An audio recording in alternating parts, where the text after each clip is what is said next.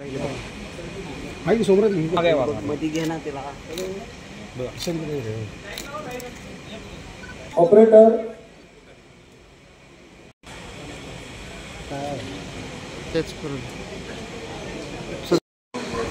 स्वागत समितीच्या वतीनं शब्द सुमनांनी हार्दिक हार्दिक स्वागत करतो आहे।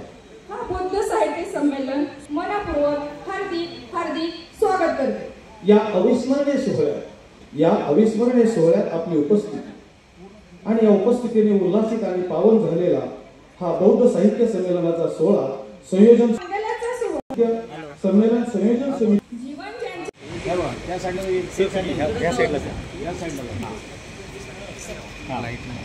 त्यागाची की स्वतःसाठी माननीय या कार्यक्रम अतिथी उद्घाटक विद्येशिवाय प्रगती नाही।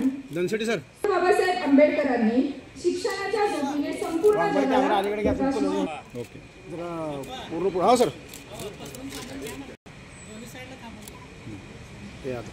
एक मिनिट पंतगण या सर्वांच्या शुभ हस्ते सोलापुरात होणार पहिलं वाहिलं राज्यस्तरीय साक्षीनं संपन्न होत आहे।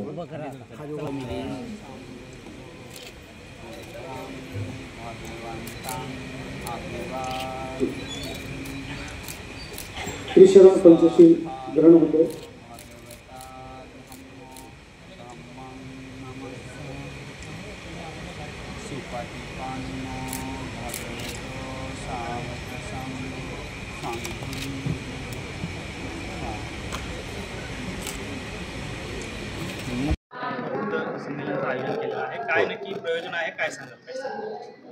जगामध्ये आज जी अराजकता, अनागोंदी, अनैतिकता, भ्रष्टाचार मोकळलेला आहे, त्याला जर पायबंद घालायचा असेल तर बुद्ध विचारांची गरज आहे, धम्म आचरणाची गरज आहे, विज्ञान निष्ठतेची गरज आहे।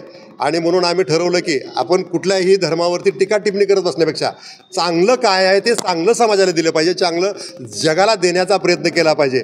आणि म्हणून या ठिकाणी आमच्या बौद्ध साहित्य मंडळी सोलापूर यांनी ठरवलं 3 महिन्यापूर्वी की आपण या सोलापुरामध्ये राज्यस्तरीय बौद्ध साहित्य संमेलन घ्यावं। आणि आज हे मोठ्या उत्साहामध्ये दिमागदार पद्धतीनं तुम्हा सगळ्यांच्या या ठिकाणी सहकार्यानं हे बौद्ध साहित्य संमेलन राज्यस्तरावरचं या ठिकाणी संपन्न होतं आहे। आणि विशेष म्हणजे या साहित्य संमेलनाचं उद्घाटन श्रीलंकेहून भंते एच थेरोजी या ठिकाणी आलेले आहेत आणि त्यांच्या हस्ते या ठिकाणी या साहित्य संमेलनाचं उद्घाटन आम्ही या ठिकाणी संपन्न केलेलं आहे।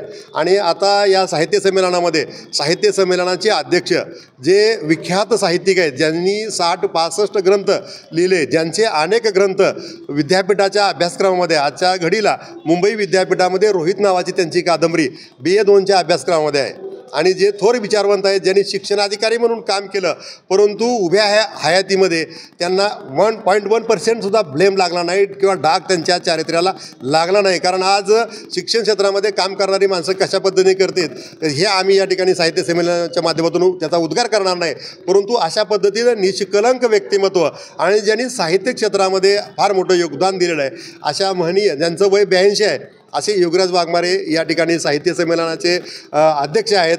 डॉक्टर सुरेश कोरे यांना अख्खा महाराष्ट्र ओळखतोय, ज्यांचं या ठिकाणी वैद्यकीय क्षेत्रामध्ये चांगलं काम आहे। आता या ठिकाणी पहिल्यांदा बुद्धगयेचं जे महाविहार आहे ते महाविहार पहिल्यांदा केंद्र शासनानं या ठिकाणी बौद्धांच्या ताब्यामध्ये दिलं पाहिजे। आणि आज या ठिकाणी जगातून लाखो बंदेजी त्या ठिकाणी येऊन या केंद्र सरकारला आपल्या विनंती करत आहेत की तुम्ही या ठिकाणी हे महाविहार मुक्त करून द्या।